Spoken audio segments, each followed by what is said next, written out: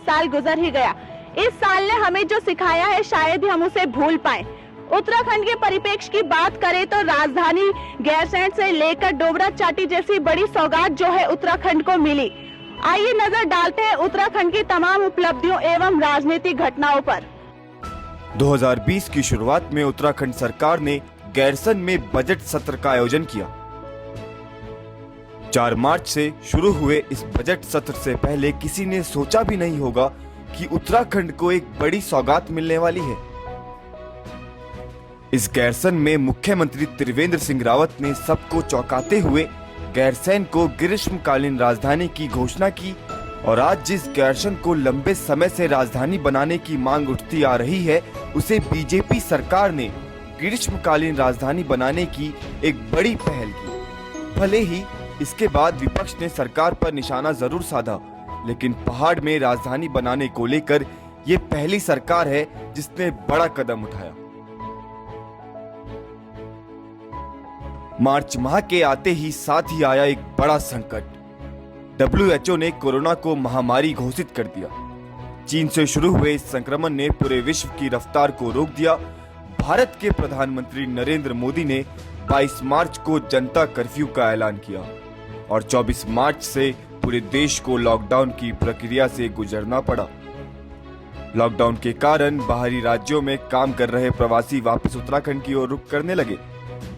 जून माह में अर्थव्यवस्था व आम जीवन को पटरी पर लाने के लिए अनलॉक की प्रक्रिया शुरू किया गया, लेकिन साल खत्म होने तक भी इस महामारी से पूरे विश्व को छुटकारा नहीं मिल पाया है। इस 2020 में उत्तराखंड को एक बड़ी सौगात मिली। जिस डोबरा चाटी पुल का पिछले 16 सालों से इंतजार था, वह पुल मुख्यमंत्री त्रिवेंद्र सिंह रावत ने प्रतापनगर की जनता को समर्पित कर दिया। आज जिस प्रतापनगर को काला पानी कहा जाता था, वह क्षेत्र विकास की मुख्य धारा से जुड़ गया है। ऐसे ही एक और पुल की सौगात भी इस साल मिली। टिहरी पौड़ी जिले को जोड़ने वाले जानकी सेतु भी जनता को समर्पित किया गया। इस जानकी सेतु के बनने से यमकेश्वर वासियों को बड़ी राहत मिली है। अब वह आसानी से ऋषिकेश पहुंच सकते हैं। साथ ही इस क्षेत्र में पर्यटन को भी बढ़ावा मिलेगा। राजनीतिक जगत की बात करें तो इस साल प्रदेश की एक राज्यसभा सीट पर चुनाव हुआ। यह राज्यसभा सीट कांग्रेस नेता राज बब्बर के कार्यकाल पूरा होने के बाद खाली हुई।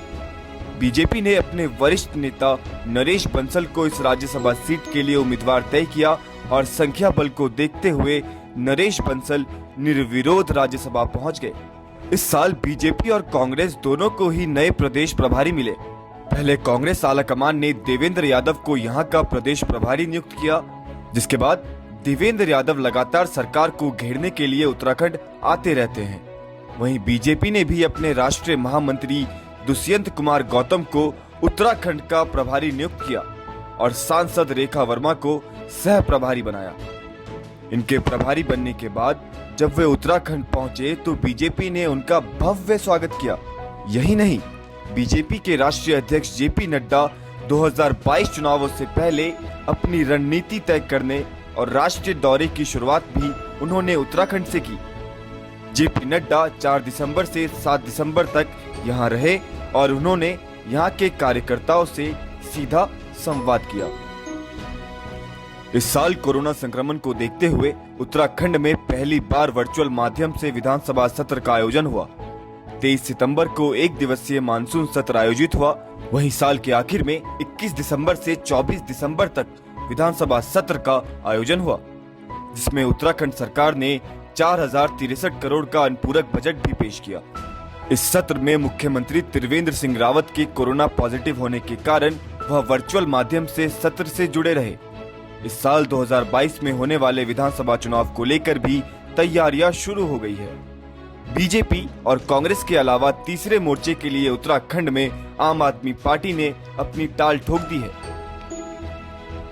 दिल्ली के मुख्यमंत्री अरविंद केजरीवाल ने खुद उत्तराखंड की 70 सीटों पर चुनाव लड़ने का ऐलान किया है, जिसके बाद आप पार्टी ने अपनी सक्रियता उत्तराखंड में बढ़ाते हुए कई दिग्गजों को अपनी पार्टी में शामिल किया। वहीं जनता से जुड़ाव के लिए दिल्ली के उप मुख्यमंत्री मनीष सिसोदिया ने पहले कुमाऊं और फिर गढ़वाल का भ्रमण किया तो आप पार्टी के पंजाब सांसद भगवंत मान ने किसान बिल के विरोध में कुमाऊं दौरा किया। यूकेडी की बात करें तो यूकेडी भी संघर्ष करती नजर आई, लेकिन चौंकाने वाली बात यूकेडी में यह हुई कि यूकेडी के केंद्रीय अध्यक्ष दिवाकर भट्ट ने पहले कार्यकारिणी भंग की और कुछ दिनों बाद वही कार्यकारिणी फिर से बहाल कर दी। साल जाते जाते सांसद अनिल बलूनी ने केंद्र से राज्य को साल शुरू होने से पहले उत्तराखंड को 2 शताब्दी टनकपुर नई दिल्ली जनशताब्दी एक्सप्रेस ट्रेन, कोटद्वार नई दिल्ली जनशताब्दी एक्सप्रेस ट्रेन के रूप में एक बड़ा तोहफा दिया। उत्तराखंड में राज्य की जनता के साथ श्रद्धालुओं और पर्यटकों को भी सुविधाजनक रेल सेवा मिलेगी। सामरिक दृष्टि से भी यह लाभकारी सिद्ध होगी। देश और दुनिया की तमाम खबरों को जानने के लिए देखते रहिए समय साक्ष्य।